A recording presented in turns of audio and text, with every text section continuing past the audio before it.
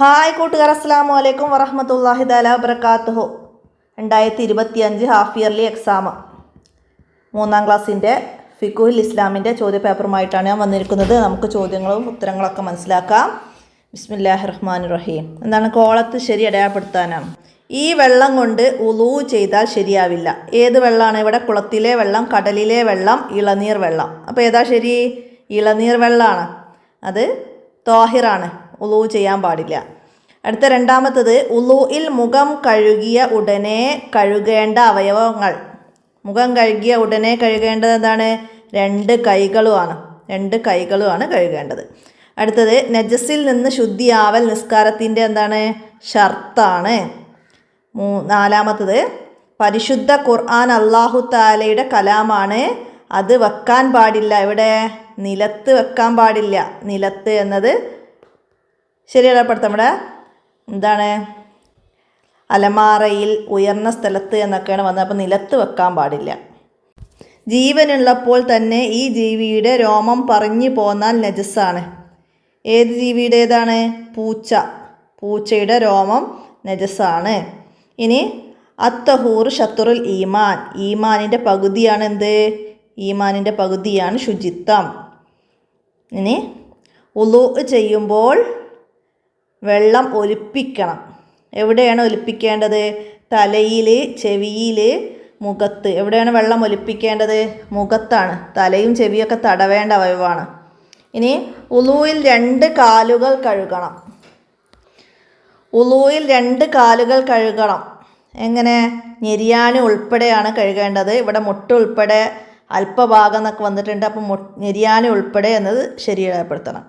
ഇനി മുസ്ഹഫ് കൊടുക്കാൻ പാടില്ല. ആർക്കാണ്? വകതിരിവില്ലാത്ത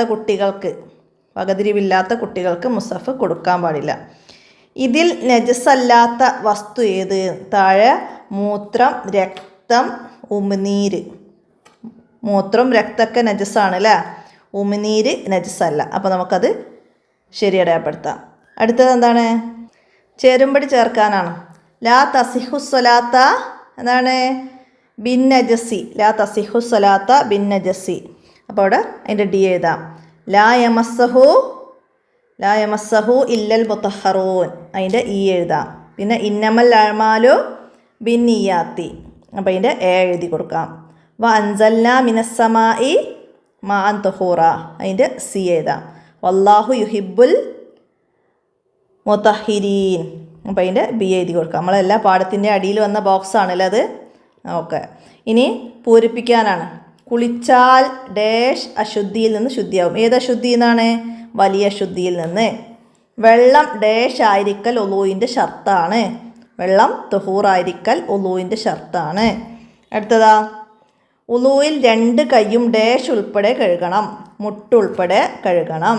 പിന്നെ നീയത്തുകൾ കൊണ്ട് മാത്രമാണ് ഡാഷ് സ്വീകാര്യമാവുന്നത്. എന്ത്? കർമ്മങ്ങൾ സ്വീകാര്യമാവുന്നത് നീയത്തുകൾ കൊണ്ട് മാത്രമാണ്. അടുത്തത്, വജാൽനി മിൻ ഡാഷ് സോലിഹീൻ. വജാൽനി മിൻ ഇബാദിക്ക സോലിഹീൻ. അടുത്തതിന് ഒറ്റവാക്കിൽ ഉത്തരം എഴുതാനാണ്. സ്വർഗത്തിൻ്റെ കവാടങ്ങൾ എത്ര? സ്വർഗത്തിൻ്റെ കവാടങ്ങൾ എത്രയാണ്? 8 കവാടങ്ങളാണ്. അതിനു നേരെ കാൽ നീട്ടരുത്. എന്തിനു നേരെ? ഖുർആനിനു നേരെ. പിന്നെ നായ കൊണ്ട് മലിനമായാൽ എത്ര തവണ കഴുകണം? നായ കൊണ്ട് മലിനമായാൽ 7 തവണ കഴുകണം. ഇനിയോ, സർബത്ത് കൊണ്ട് ഉളൂ ചെയ്താൽ ശരിയാവില്ല. കാരണം എന്താണ്? അത് തുഹൂറായ വെള്ളമല്ല. അതുകൊണ്ടാണ് അത് ശരിയാവാത്തത്. പിന്നെന്താണ്? വെള്ളം ചേരുന്നതിനെ തടയുന്ന ഒരു വസ്തുവാണ് പെയിൻറ്റ്, പശ ഒക്കെ നമുക്ക് എഴുതാം കേട്ടോ. കൃത്രിമ മൈലാഞ്ചി ഒക്കെ എഴുതി കൊടുക്കാം. ഇനി അടുത്തത് ഒറ്റവാചകത്തിൽ ഉത്തരം എഴുതാനാണ്. ശുദ്ധിയുള്ളവരെ ആരെല്ലാം ഇഷ്ടപ്പെടും? ശുദ്ധിയുള്ളവരെ ഇഷ്ടപ്പെടും ആരൊക്കെ? അല്ലാഹുവും അവൻ്റെ റസൂലും മലക്കുകളും ഇഷ്ടപ്പെടും. പൂർണ്ണമായ ഉളൂ ചെയ്താലുള്ള നേട്ടം എന്ത്? പൂർണ്ണമായി ഉളൂ ചെയ്താൽ പാപങ്ങളൊക്കെ പൊറുക്കപ്പെടും. ഉളൂവിൻ്റെ നീയത്ത് ചെയ്യണം. എങ്ങനെ? ഉളൂവിൻ്റെ നീയത്ത് ചെയ്യേണ്ടത് എങ്ങനെയാണ്? നിസ്കാരത്തെ ഹലാലാക്കുവാൻ ഉളൂ എന്ന ഫർളിനെ ഞാൻ വീട്ടുന്നു എന്ന് ആണ് നിയ്യത്ത്. അടുത്തത് ഉളൂഇന് ശേഷം ദുആ ചെയ്യാൻ നിൽക്കേണ്ടത് എങ്ങനെയാണ് നിൽക്കേണ്ടത്? 2 കൈയും കണ്ണും മേൽപോട്ട് ഉയർത്തിയിട്ടാണ് നിൽക്കേണ്ടത്. പിന്നെ മുസ്ഹഫ് തൊടാൻ ഉളൂ നിർബന്ധമില്ല. ആർക്ക്? എപ്പോൾ? ആർക്കാണ്? വകതിരിവായ ചെറിയ കുട്ടികൾക്ക്